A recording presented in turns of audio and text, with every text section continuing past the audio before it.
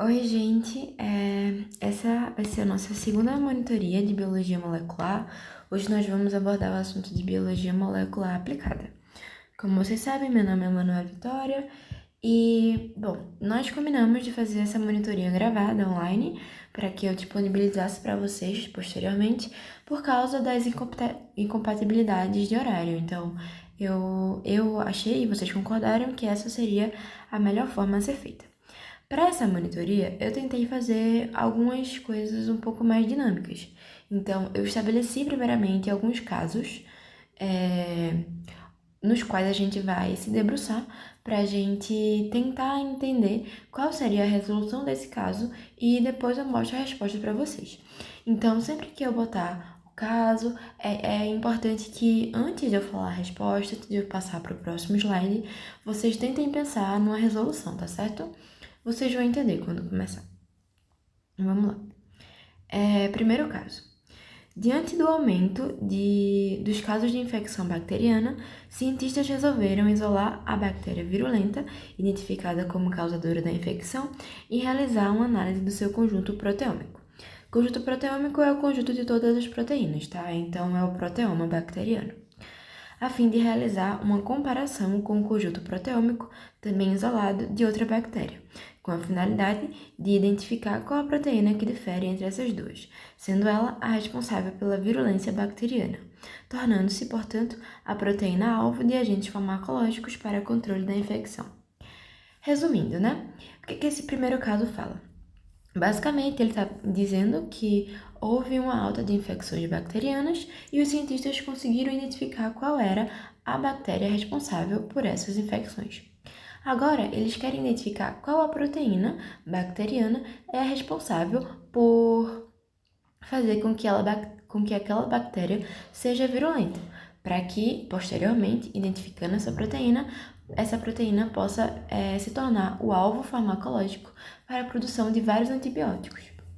Basicamente, a gente pode identificar essa proteína específica causadora da virulência fazendo uma comparação do proteoma bacteriano da bactéria virulenta com o proteoma bacteriano da bactéria não virulenta.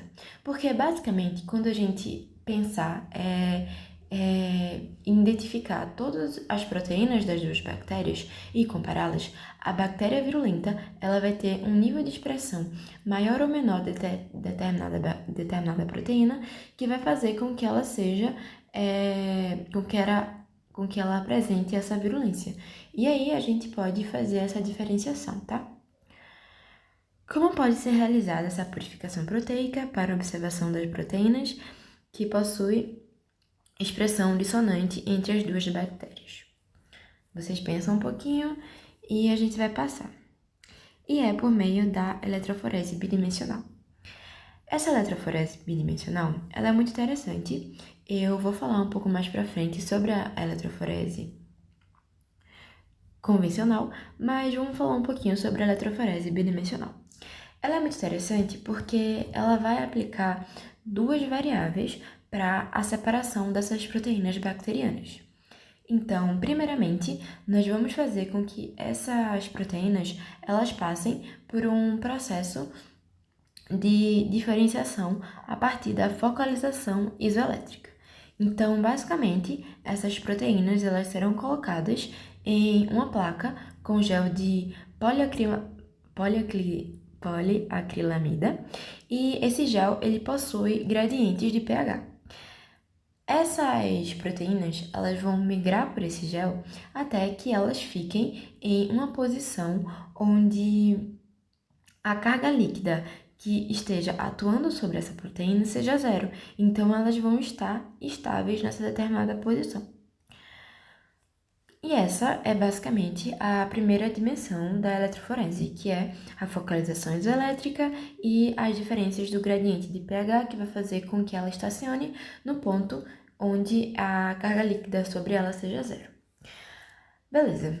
A segunda dimensão para avaliação dessa eletroforese bidimensional é a massa molecular bacteriana. Basicamente, agora nós vamos pegar todo esse molde bacteriano que já sofreu ali o deslizamento no gel a partir do ponto isoelétrico, agora a gente vai fazer com que seja realizado um giro de 90 graus e aí a gente vai ter com que essa placa ela tenha dois pontos, que vai ser um ponto com uma carga positiva e um ponto com uma carga negativa. Agora nós vamos ter que essa bactéria, ela vai ser essa proteína, ela vai deslizar nesse gel de acordo com o seu peso molecular. Então, é normal que as proteínas que tenham pesos moleculares maiores, elas deslizem mais lentamente, e que as proteínas que possuem pesos moleculares menores, elas deslizem mais rapidamente. Então, esse é o segundo ponto da eletroforese bidimensional, a massa molecular. Basicamente isso, a eletroforese bidimensional.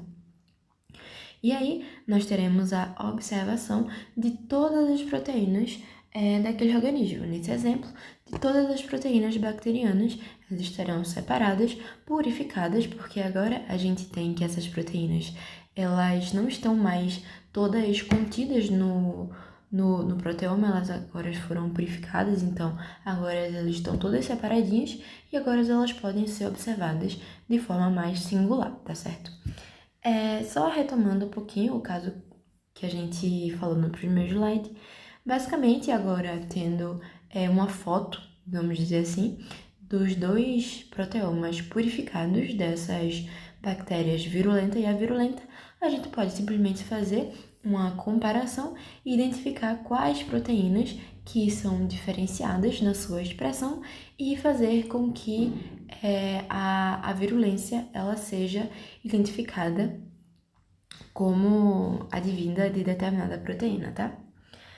Essa foto, ela é uma foto de uma eletroforese real e basicamente tem escrito: a seta horizontal indica a separação de proteínas com base nas diferenças do ponto isoelétrico e a seta vertical indica o sentido de separação das proteínas com base na diferença de massa molecular. Daí o termo bidimensional. E é basicamente isso, tá? Passando, agora a gente vai para o segundo caso. Diante do diagnóstico de melanoma, que é um tumor, o paciente perguntou a seu médico se seria possível realizar o estudo dos genes contidos em uma de suas células tumorais e comparar com o estudo realizado em uma de suas células saudáveis, com a intenção de identificar quais genes estão presentes em cada tipo celular e qual o seu grau de expressão. Então, nesse segundo caso, a gente tem um paciente que apresenta dois tipos celulares, né? Que é o tipo de uma célula tumoral e uma célula saudável.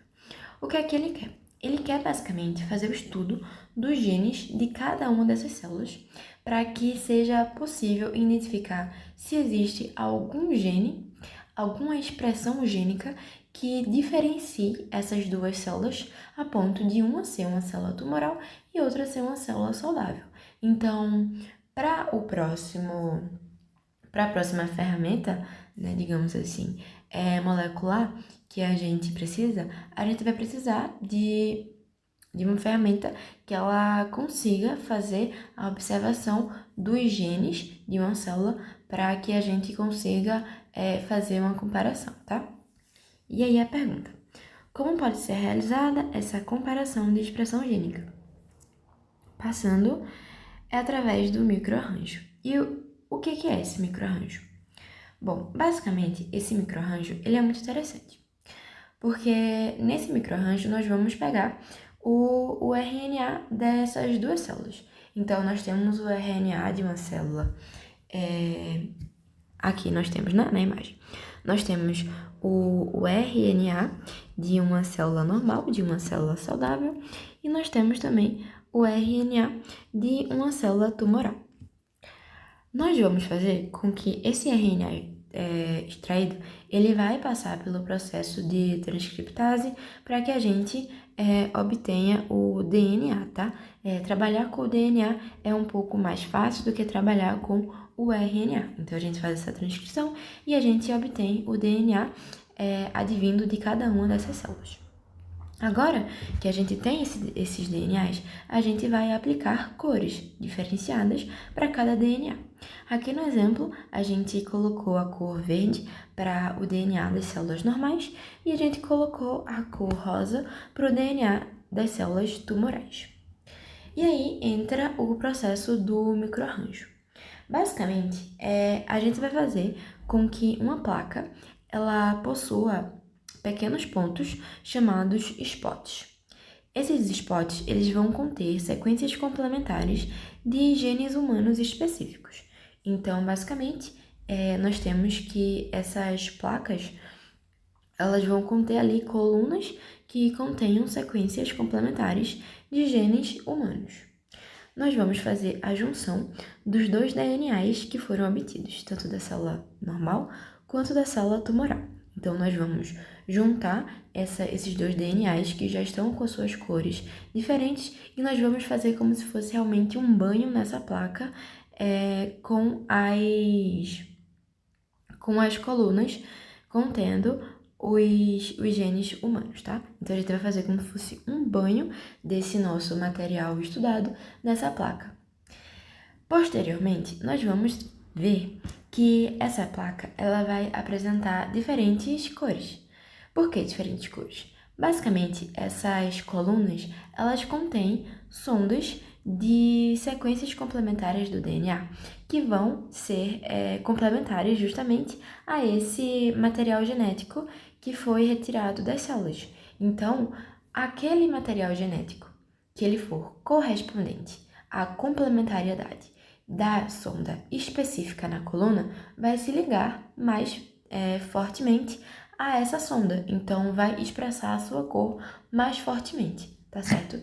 Então, deixa eu ver se eu consigo exemplificar para vocês. A gente tem o DNA da célula normal, o verde, e a gente tem o DNA da célula tumoral rosa, e a gente tem a plaquinha com a coluna contendo uma sonda, que ela é uma sequência complementar. E aí ela vai ser uma sequência complementar da célula normal verde, ou ela vai ser uma sequência complementar da célula normal rosa, ou ela pode ser uma sequência complementar de ambos os DNAs estudados, tanto da normal quanto do tumor, porque muitos genes eles serão de fato iguais, terão a sua expressividade ali igual nessas duas células. A gente vai procurar diferenças nesses genes para que a gente entenda por que uma célula é tumoral e por que uma célula é saudável, mas muitos genes eles serão sim iguais. Então, digamos, no segundo caso, que essa sonda ela tenha apenas uma complementariedade com a nossa célula normal. Então, só a célula normal, só o DNA verde que vai se ligar a essa sonda. Então, ali no local daquela sonda, quando a gente for observar aquela coluna, ela vai estar expressando a corzinha verde.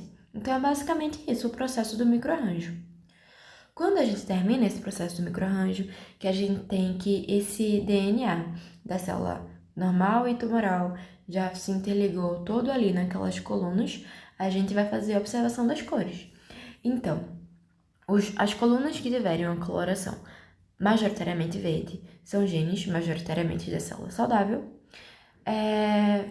Locais que tiverem a corzinha rosa são genes majoritariamente da célula tumoral. E aí a gente vai poder fazer a diferenciação da expressão gênica dessas duas células, tá bom? Eu vou ler para vocês. É utilizado para medir os níveis de expressão de um grande número de genes simultaneamente ou para genotipar várias regiões de um genoma. As sondas utilizadas são sintetizadas e fixadas em uma superfície sólida como pequenos pontos microscópicos chamados de spots. Cada spot contém milhares de sondas com sequências complementares de um gene humano específico.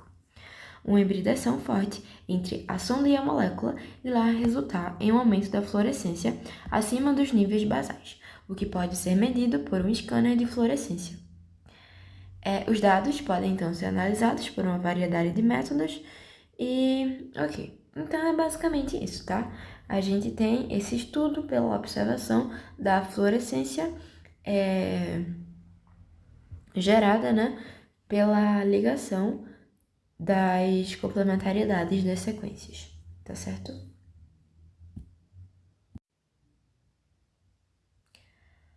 Agora a gente vai pro terceiro caso. Um paciente com queixas sintomáticas de febre maior que 37 graus,8, tosse, mialgia, fadiga e sintomas respiratórios superiores, procurou um posto de saúde preocupado com a vigência da pandemia do coronavírus e temendo estar contaminado pelo vírus. Como pode ser realizado o teste diagnóstico desse paciente? Então, esse é um caso que aconteceu muito, né?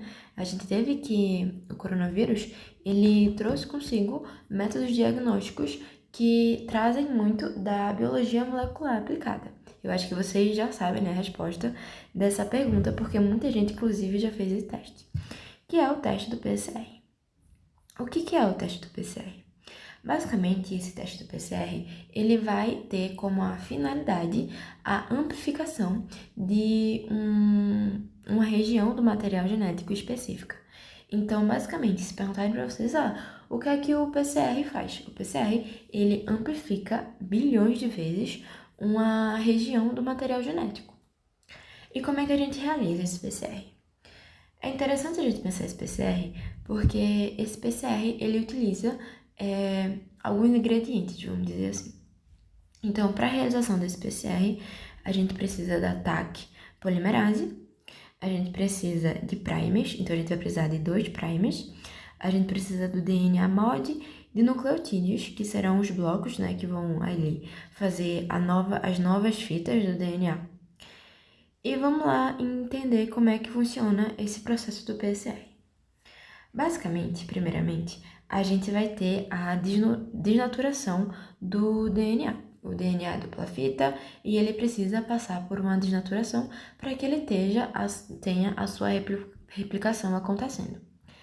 Só que, gente, fazer todo esse processo no laboratório é custoso. A proteína, a enzima que faz a desnaturação do DNA é a helicase. E ela tem um valor monetário bem alto. Então, não é sempre que a gente vai conseguir ter essa helicase. Então, o que a gente faz? A gente faz com que essa PCR ocorra em um termociclador. Esse termociclador, ele vai ter a variação de vários níveis de temperatura e existe um nível de temperatura ali onde esse DNA ele vai ser desnaturado.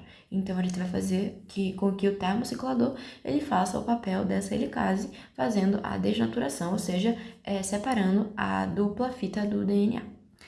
Então tá, a gente tem que o primeiro ciclo de temperatura é 95 graus Celsius e esse termociclador vai aquecer esse DNA muito fortemente para que a gente tenha a desnaturação dessa cadeia.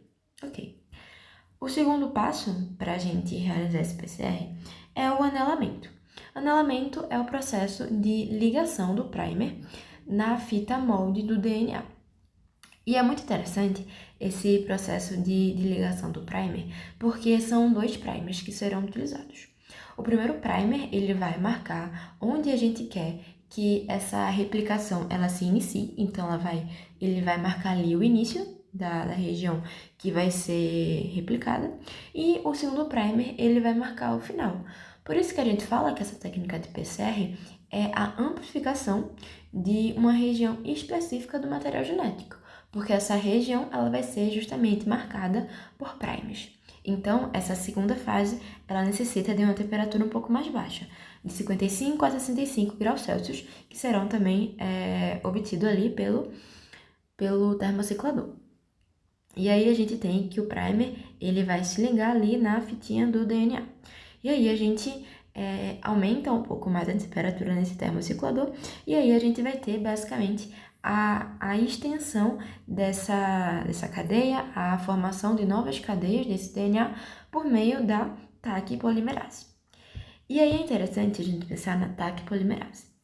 A polimerase humana, a DNA polimerase humana, Nesses graus de temperatura, ela também é desnaturada. Então, não seria possível a gente fazer vários ciclos de PCR utilizando a mesma DNA polimerase, porque ela seria desnaturada. Então, e também seria custoso, não seria cômodo a gente estar adicionando ali uma nova DNA polimerase a cada ciclo a ser realizado, porque são bilhões de amplificações. Então, não é realmente cômodo a gente fazer esse PCR com a DNA polimerase humana. A gente utiliza a DNA polimerase de uma bactéria, que é uma bactéria que ela é encontrada em regiões muito quentes. Eu esqueci um pouco agora o local, mas são aquelas regiões onde a água é bem aquecida, sabe? Enfim, depois vocês dão uma pesquisadinha no material de vocês, mas é uma bactéria, mas é uma polimerase, que não é a polimerase humana, é uma polimerase que ela aguenta uma temperatura bem alta, então é muito mais cômodo utilizar essa polimerase, tá? E basicamente é isso. Quando a gente termina, né, o PCR com essas três variações de temperatura, a gente vai ter bilhões de cópias dessa fita de DNA, dessa fita de material genético específica para o estudo, tá? E é isso. Nessa imagem aqui, a gente tem basicamente o desenho do que eu acabei de falar, né? A gente tem aqui ó, o DNA com a sua dupla fita, termociclador 96 graus Celsius, desnaturação, porque não temos helicase. Termociclador 55 graus Celsius, a gente tem aqui a colocação dos primers no começo e no final, e também a gente tem agora termociclador 72 graus Celsius, a gente tem que esse ataque polimerase vai fazer o alongamento das cadeias e formar cadeias novas a partir do molde, tá? E tá, beleza, agora a gente tem a amplificação daquele material genético enormemente. E o que a gente faz? Porque basicamente esse material que vai sair do termociclador é um conjunto de um líquido transparente, então a gente não tem como observar nada ali a olho nu. E aí a gente vai ter que fazer a utilização de outro método da biologia molecular, que é justamente a eletroforese em gel. A gente já falou um pouco mais cedo, né, da eletroforese bidimensional. Agora a gente vai falar da eletroforese convencional, que é a eletroforese em uma única dimensão. Então, se vocês entenderam direitinho a eletroforese bidimensional, essa aqui vai ser muito mais fácil, porque nessa eletroforese a gente vai utilizar apenas a diferenciação do peso molecular do peso molecular desse material genético, para que a gente faça a diferenciação e observação das bandas ali daquele material genético, tá? E como é que acontece essa eletroforese? Bom, basicamente, nós vamos ter aquele material que saiu do PCR, né? Que é um líquido transparente, com muitas cópias daquele DNA inicial objetivo, mas a gente não consegue observar a olho nu nada ali. Então, a gente vai pegar esse material genético e a gente vai colocar em uma placa com gel de agarose. Nessa placa, a gente vai ter polos. Então, a gente vai ter uma diferença elétrica nos polos dessa placa. Em um polo da placa, a gente vai ter uma carga positiva e no outro polo da placa, a gente vai ter uma carga negativa. A gente sabe que o DNA, ele tem uma carga negativa. Então, esse DNA, quando colocado em uma corrente elétrica, ele vai sofrer ali deslizamento, né? Então, ele vai, de fato, mudar a sua posição, porque a gente sabe que a carga negativa, né? Ela vai, de fato, se direcionar ali para a carga positiva. E o que é que vai fazer com que esse direcionamento seja diferenciado? Justamente o peso molecular. Então, aquelas bandas do DNA que contêm um peso molecular mais alto, elas vão migrar mais lentamente. E aquelas bandas que contêm um peso molecular mais baixo, elas vão migrar mais rapidamente. Então, no fim dessa eletroforese, as bandas que tiverem um peso mais baixo, que forem mais leves, elas vão ter chegado mais rapidamente ali, mais perto da região positiva da placa, tá? E depois a gente coloca uma fluorescência nessa placa de agarose e a gente vai poder observar as diferentes posições desse material, tá? E também é basicamente isso, gente. Essa foto aqui é de uma eletroforese em gel que ocorreu. A gente tem basicamente as diferenças de posições. Você vê aqui, ó, essa aqui tá mais alta, essa aqui mais baixinha, e isso realmente é por causa do peso molecular, tá? Passando, a gente vai falar ainda sobre o mesmo caso, mas agora sobre a PCR RFLP, que é também conhecida como PCR de restrição. O que acontece nessa PCR de restrição? Existem alguns casos onde a gente vai fazer a PCR convencional, a gente vai fazer a eletroforese convencional e a gente não vai conseguir obter a diferenciação dessas bandas do material genético. E isso é muito comum em questões de doenças que elas possuem uma mutação pontual. Nessas mutações pontuais, a gente vai observar que quando esse material genético ele for amplificado pela PCR e analisado pela eletroforese, ele não vai mostrar diferenciações. Então, só fazer a PCR convencional, só fazer a eletroforese convencional, nesses casos de mutações pontuais, por exemplo, não é de fato satisfatório para que a gente consiga obter resultados. Então, o que a gente vai fazer? A gente vai continuar fazendo a nossa PCR, a gente vai continuar fazendo nossa eletroforese, mas a gente vai adicionar o uso de proteínas que realizam, de fato, a clivagem. De proteínas que realizam, de fato, a clivagem de determinadas regiões desse DNA. E essas regiões costumam ser regiões palindrômicas. E o que é essas regiões palindrômicas? Basicamente, regiões palindrômicas são aquelas que a gente observa assim, ó. C-A-A-T, aí a gente vai ter A... Peraí, gente. Então, essas regiões palindrômicas são regiões que a gente observa assim, por exemplo, G-A-A-T-T-C, e embaixo a gente vai ter G-A-A-T-T-C. Então, elas são correspondentes, tá? Se você observar aqui, ó, G até C, G até C. Então, elas são correspondentes. Essa é uma região palindrômica, que é a região que vai ser reconhecida por essa enzima de restrição, tá? E o que essa enzima de restrição vai fazer? Essa enzima de restrição, ela vai reconhecer a região palindrômica e ela vai fazer um corte nessa região palindrômica.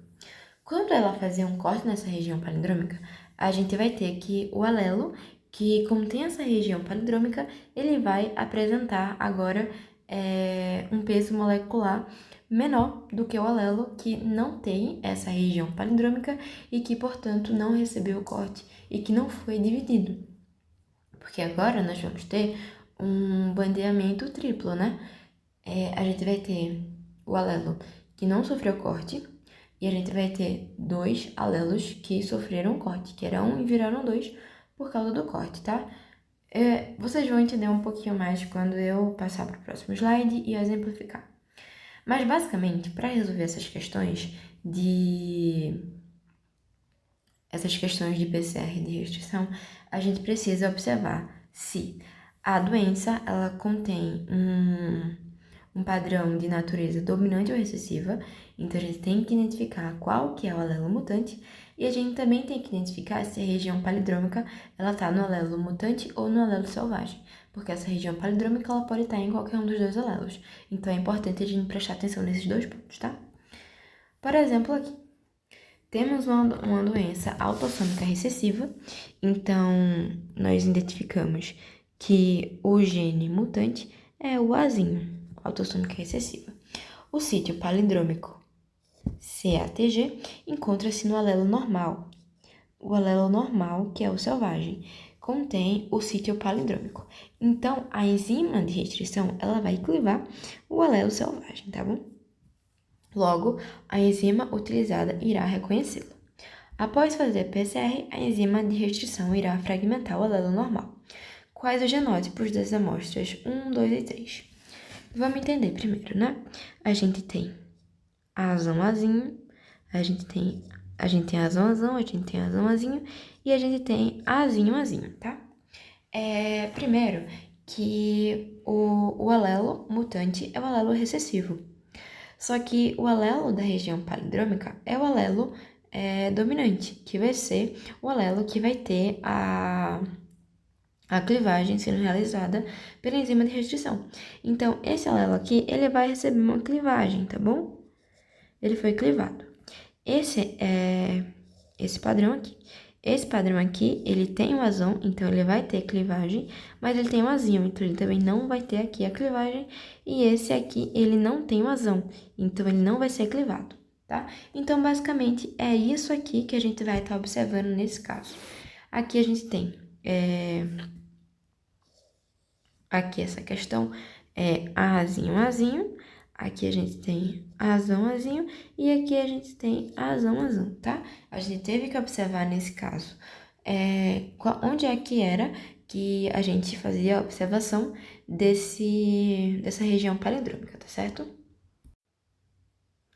Se a questão perguntar qual indivíduo que vai possuir a doença, a gente tem que é esse indivíduo 1, porque a doença é autossômica excessiva e a gente tem esse indivíduo expressando esse padrão, tá? Agora a gente tem um outro tipo de PCR, que é o qPCR. Esse qPCR é o PCR em tempo real. Esse PCR em tempo real, ele é muito interessante, porque ele traz toda a base do PCR normal. Então, basicamente, nós vamos ter ali colocado, né, os ingredientes. A gente vai ter ataque polimerase, a gente vai ter também os nucleotídeos que vão servir como tijolinhos das novas fitas. A gente vai ter o primer, a gente vai ter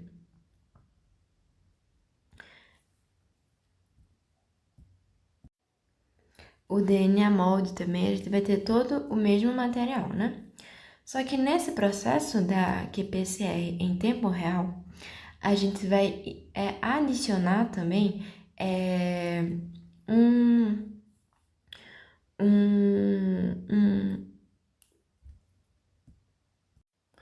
a gente vai adicionar também um corante fluorescente.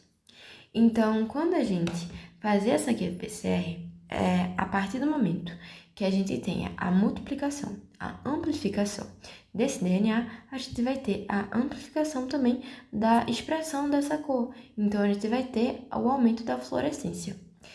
Essa qPCR, ela é muito utilizada quando a gente quer fazer também comparações. Por exemplo, digamos que dois indivíduos, eles estão fazendo um tratamento com um medicamento antiviral.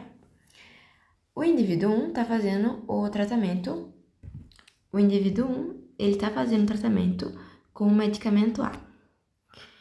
E o indivíduo 2, ele está fazendo o tratamento com o medicamento B. E o que a gente quer saber? A gente quer saber qual dos dois medicamentos é mais eficaz no combate àquele vírus, que é o mesmo vírus, tá? Basicamente, a gente vai extrair o RNA desses dois indivíduos, a gente vai fazer o processo da transcrição e a gente vai obter o DNA desses dois indivíduos.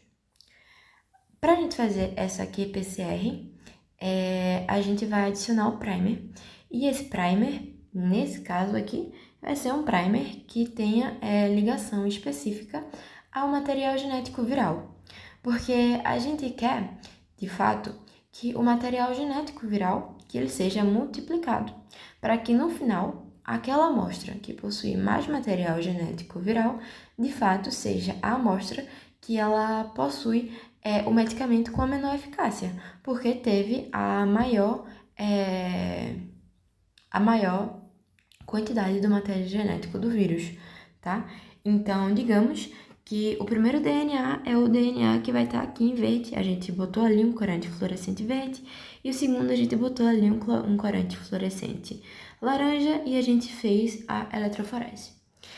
Aquela amostra de PCR, a gente fez a PCR, me desculpe, aquela amostra de PCR que contém com um menor número de ciclos uma fluorescência mais rápida vai ser a amostra que contém a maior quantidade de material genético viral. Concordam? Porque basicamente foram precisos menos ciclos para que a gente expressasse mais quantitativamente aquele material genético do vírus. Então, a fluorescência que se alastrar mais rapidamente vai ser do medicamento que conter a eficácia mais baixa, tá? Espero que vocês tenham entendido. Com esse exemplo, qualquer coisa vocês podem perguntar, mas essa aqui é PCR, ela tem o mesmo princípio da PCR normal, a gente só vai ter essa observação e adição do corante, tá? E aí a gente tem o sequenciamento de DNA do método Sanger. Esse sequenciamento de DNA, ele é muito interessante, porque basicamente a gente vai fazer novamente como se fosse um processo de PCR.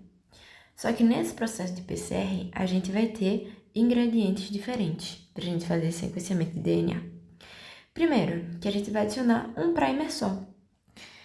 E segundo, que a gente vai adicionar certos nucleotídeos, que são nucleotídeos que eles não permitem o alongamento da cadeia do DNA móvel que está sendo feita.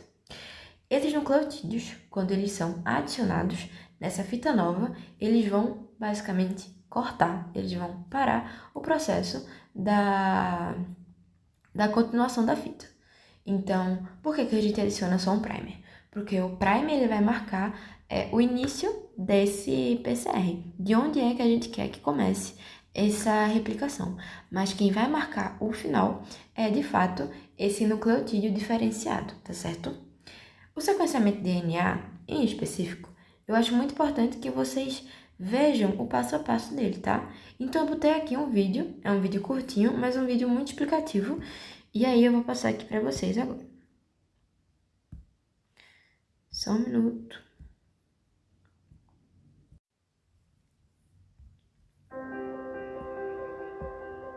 E se pudéssemos saber as informações dentro do nosso DNA?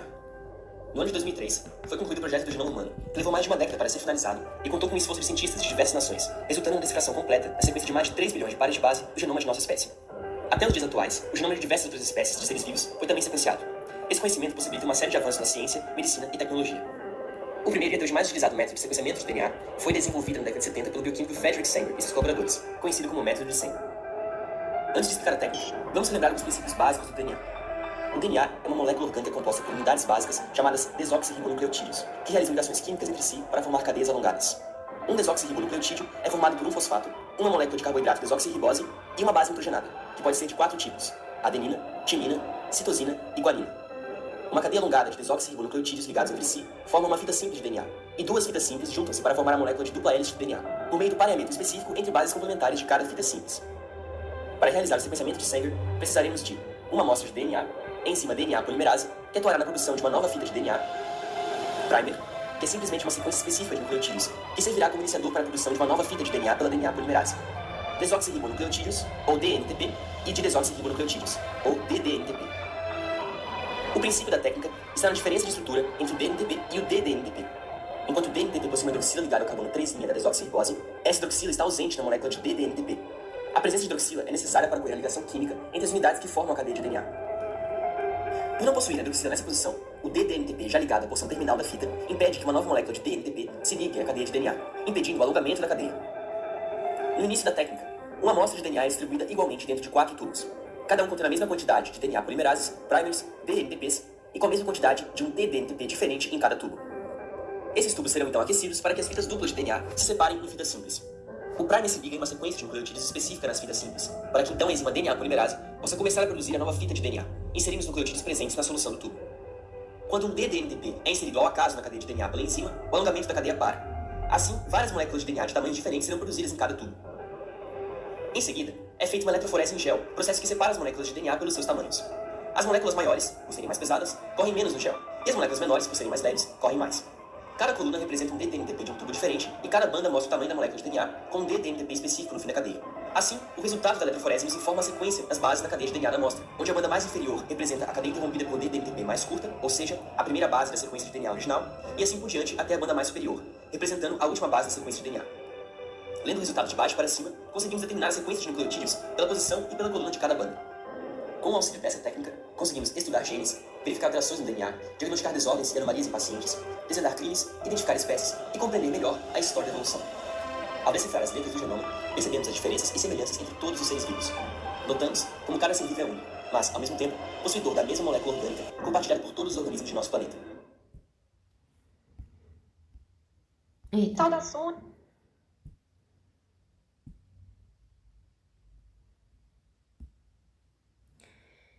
E é isso, gente. Essa foi a primeira parte, na verdade, da monitoria. Ainda existem alguns outros métodos que eu vou mandar para vocês numa segunda aula, tá? Muito obrigada e qualquer dúvida vocês me perguntam.